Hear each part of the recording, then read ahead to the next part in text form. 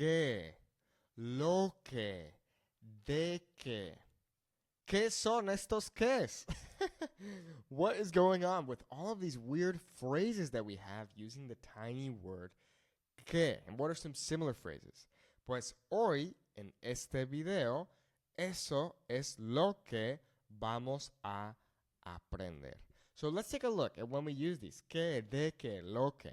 So ¿qué is the most common. And this is just a connector word. Okay, it's a preposición. So something like that, who, or which.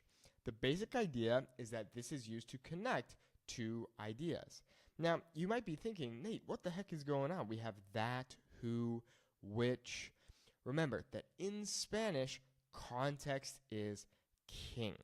However, when I think about this word, que, I think of it mostly as that.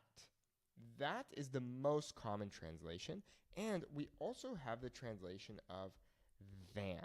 However, that is the most common translation that we have, okay?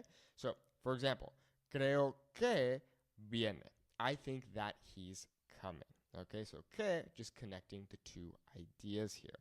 In this case, que representing that, okay? Now, what about lo que? A lot of people get confused by this, okay? So, lo que is translated as what or the thing that. I also think of lo que as what it is, depending on the sentence, okay? So, it's used when we don't know the specific noun. Remember, the noun in a sentence is a person, place, or thing. So, for example, no sé lo que quieres.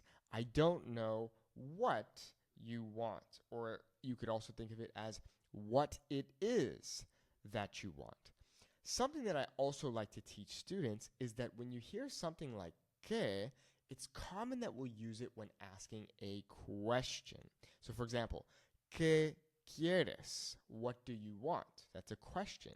Whereas lo que is only used in statements. Okay, we're not going to use this when we ask a question.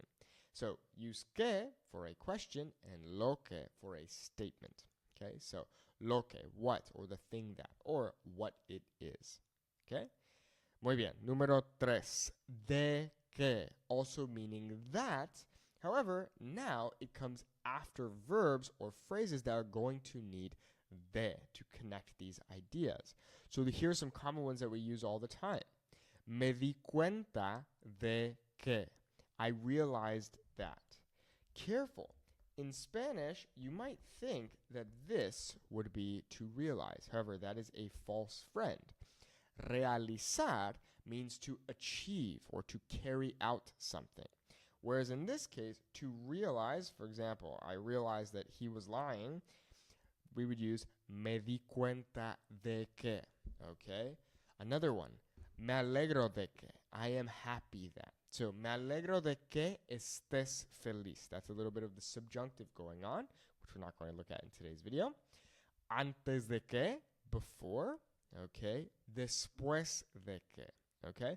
A lot of these with the de que here are going to trigger the subjunctive in these particular use cases. Now, a word like antes or después can be used by themselves.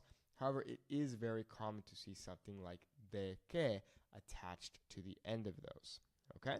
So, for example, me di cuenta de que estaba cansado. So, I realized that he was tired, or I was tired. Remember that here with estaba, because I don't have any context, estaba could be representing yo, could be representing él, could be representing ella, could also be representing, usted as well. Okay? So it could be representing yo, él, ella, or usted. We don't know. Okay? Muy bien. Número 4, de lo que. Okay? Translating to than what or of what. So for example, es más fácil de lo que pensaba or de lo que yo pensaba. Okay? Or we could say something like es más difícil de lo que yo pensaba. Okay? So than what or of what. Now, a lot of these, you might be wondering, yeah, but what is going on? Like, of what or than what? How is that translation working here? Well, a lot of the times, these are just simply phrases that you will need to memorize. And I promise you that the more that you see Spanish and you hear native speakers, the more that this is just going to make sense and it's just going to become second nature because a lot of these are just phrases that we use in Spanish. Okay? Para que, so that, or in order to. I use this one all the time. Practico para que me entiendan. Now here, the verb entender is actually being used in the subjunctive mood. That's because when we use something like para que, it's very common that what follows is going to be the subjunctive mood. So, para que regreses, so that you come back, okay? We want something to happen, but it's not a guarantee that it will, okay? So, remember, para que meaning so that or in order to, okay? So, trabajo para que pueda sobrevivir. I work so that I can survive. Once again, pueda being used in the subjunctive mood there. And finally, we have another phrase like sin que, okay? Sin que, so without someone doing something. So in this case, se fue sin que yo lo viera. Or once again, we have viera being used in the subjunctive. This is what we call the imperfect subjunctive. If you're not familiar with the subjunctive, don't worry about it too much. It's the hardest thing for most people to learn because we don't really use it in English. Technically we do, but it's a bit tricky and confusing in Spanish. Okay, so se fue sin que lo viera. So he left without me seeing him.